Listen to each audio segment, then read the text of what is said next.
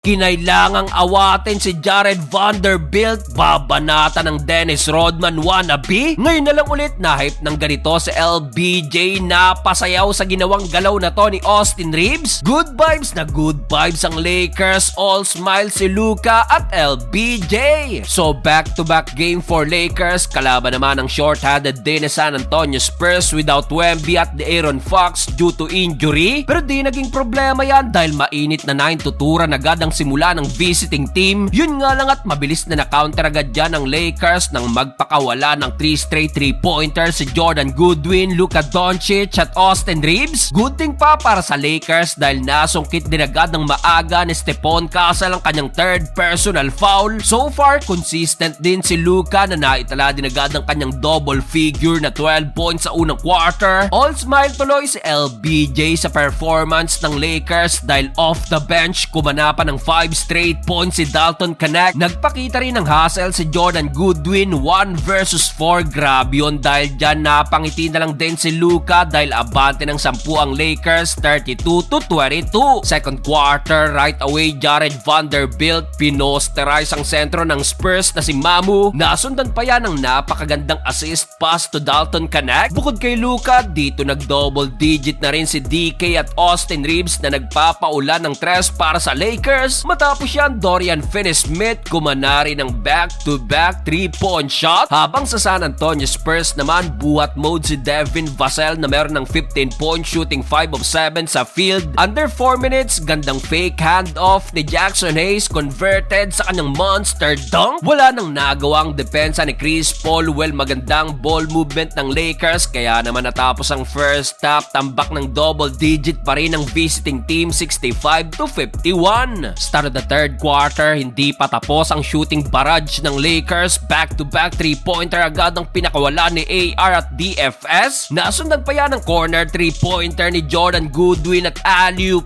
dunk Luka to Jackson Hayes. Under 6 minutes, dito na na-hype ang Lakers including si LBJ na napasayaw na lang sa ginawang galaw na to ni AR ankle breaker. Matapos yan, Luka to AR, gandang whip pass at dito na magana ng tuluyan ng tambak sa 20 plus points. Showtime na showtime ang Lakers. Heto pa, Luka to Jackson Hayes, another alley-oop dunk. Halos pinaglalaroan na lang ng Lakers ang visiting team. Luka again to AR wing 3-pointer. Another tres pa ang kinana ni Goodwin na mas lalo pang nagpa-hype kay LBJ. Natapos ang third period, malaki-laki pa rin ang hahabulin ng Spurs 75-94. Fourth and final quarter, agad na napatawag ng timeout ang Lakers dahil yung 20-point lead baba na lang agad sa 13 points. Matapos nga lang yan, to the rescue agad si Austin Reeves na meron ng 28 points. Under 6 minutes nang magkagulo ng batuhin ng bola ni Dennis Rodman wannabe si Vanderbilt. Kinailangan tuloy awatin si Vando at gigil na gigil kay Sohan at dahil dyan pareho silang na-eject sa game. Sa uli, sa laki ng lamang, panalo ulit ang Lakers sa likod ng almost triple-double ni Luka Doncic at 30-point game ni Austin Reeves.